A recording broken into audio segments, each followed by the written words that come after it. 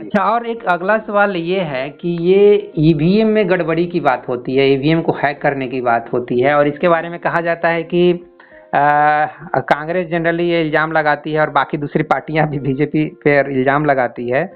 लेकिन होता ये है कि जिस स्टेट में कांग्रेस जीत जाती है वहाँ पे ईवीएम सही काम करता है, और जहाँ पे हार जाती है वहाँ पे गलत काम करता है। तो इस बारे में क्या आपके विचार है? मतलब ईवीएम में गड़बड़ी है कि नहीं, ये ऐसे ही झूठे आरोप हैं केवल? देखिए, जब बीजेपी नहीं थी सत्ता में, जी। तो उस समय बीजेपी भी आरोप लगाती थी। अच्छा। ठीक है। उसी समय के आसपास सुब्रमण्यम स्वामी से किसी ने पूछा था कि ईवीएम मतलब जो है वो क्यों, मतलब प्रयोग जो करेंगे वो करेंगे क्या आप लोग? तो उन्होंने कहा था कि नहीं, हम लोग नहीं करेंगे, हम लोग मूर्ख हैं क्या? जिस देश ने ईवीएम बनाया वो खुद प्रयोग नहीं करता है, तो हम लोग क्यों करेंगे? अच्छा। ठीक है, लेकिन आज ईवीएम वो प्रयोग कर रहे हैं। अगर इसमें उन्होंने एक और राय दिया था कि जो जब कोई बटन दबाता है तो एक पेपर गिरता है, तो उस पेपर की भी काउंटिंग होना चाहिए कि कितने वोट गिरे। अच्छा। तो इससे मतलब एक तरह से जो हम लोग देते थे पेपर में पहले वोटिंग, तो वो दोनों हो जाएगा, एक इलेक्ट्रॉनिक माध्यम से भी हो जाएगा और एक पेपर माध्यम से भी हो जाएगा। हाँ हाँ, तो इलेक्ट्रॉनिक वाला है वो तो तुरंत रिजल्ट दे देगा, लेकिन ये जो वो पेपर काउंटिंग वाला होगा, जस्ट लाइक बैलेट पेपर पे जब वोटिंग होती थी उस टाइप का हो जाएगा। तो इसमें ठीक है, कोई बात नहीं, 1 महीना टाइम लगेगा। टाइम लगेगा, हाँ हाँ हाँ। 1 महीना टाइम लगेगा, लेकिन ये तो नहीं रहेगा ना कि चुनाव देश में एक तो पहले से ही खतरनाक लोग लड़ रहे हैं, उसमें भी खतरनाक लोग में भी है कि ये हैक होता है। हैक होता है, चाहे पहले पहले भी बैलेट पेपर में भी गड़बड़ी होती थी, बूथ कैप्चर होता था। तो जैसे कि हाँ, जैसे आज 2 दिन पहले डिजिटल कुछ हैक हो न्यूज रहा आया। है या डिजिटल चोरी हो रहा है? हाँ, जैसे 2-3 दिन पहले न्यूज आया था कि इस बार का जो चुनाव है उसको चाइना कंट्रोल करेगा। हाँ, ये न्यूज मैंने भी सुना था।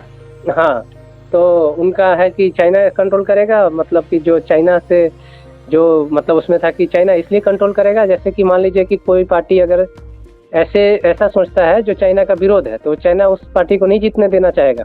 हम्म। तो ये सब चुनाव के तरीके हैं चुनाव में, लेकिन हाँ, सबसे अच्छा तरीका है बैलेट पेपर से हो, उसमें झंझट कम है जैसा कि पहले होता था। लेकिन उसमें भी होता था कि पेपर जो काउंट होते थे, मतलब जो बॉक्स थे, बॉक्स चोरी हो जाते थे, सुरक्षा की दिक्कतें होती थी। तो हर जगह ये समस्या तो हमेशा रहेगा, इल्जाम हमेशा रहेगा, हम्म। लेकिन उसको सुरक्षित करने का कोशिश और मतलब उसे अपग्रेड करते रहने की जरूरत है। और सबसे अच्छा ये भी तो हो सकता है कि सब राजनीतिक पार्टी भी आपस में एक दूसरे से लड़ने की जगह थोड़ा सा देश के बारे में सोचे कि कैसे देश की समस्याएं दूर हो, तो वो सबसे बेस्ट रिजल्ट देगा, ना कि एक दूसरे का केवल कैसे हम पूरा पैसा एक हड़पने की एक तरह से ना। जैसे इलेक्ट्रॉल बॉन्ड का भी क्या हुआ, मतलब सबसे पैसा किसके पास जा रहा है? मेरे पास आना चाहिए, मैं पार्टी में हूँ, मैं पावर में हूँ, मेरे पास आना चाहिए।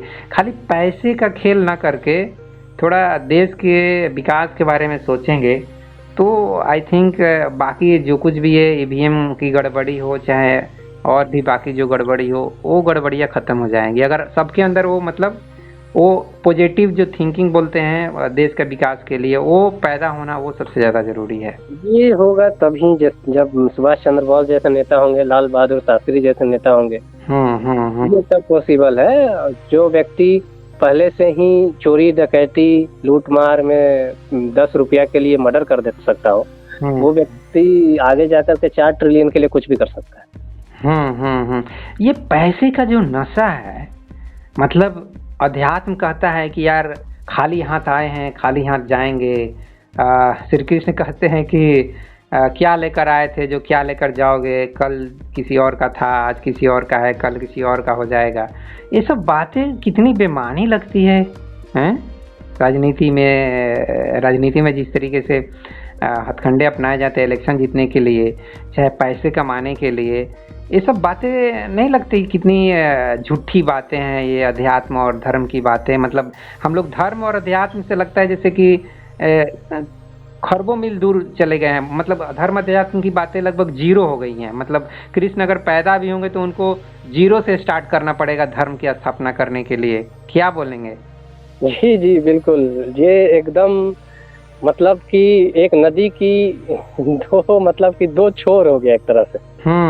एक तरफ धर्म हो गया और एक तरफ राजनीति। ऐसा लगता है कि राजनीति में आप जितना झूठ बोल सको, जितना आपराधिक मामले हो, जितना ज्यादा मतलब कि चालाक हो और ईमानदार भी बने रहना है उसे, और बेईमानी भी करते रहना है, ज्यादा से ज्यादा धन भी इकट्ठा करते रहना है और दो चेहरे ले करके चलना है।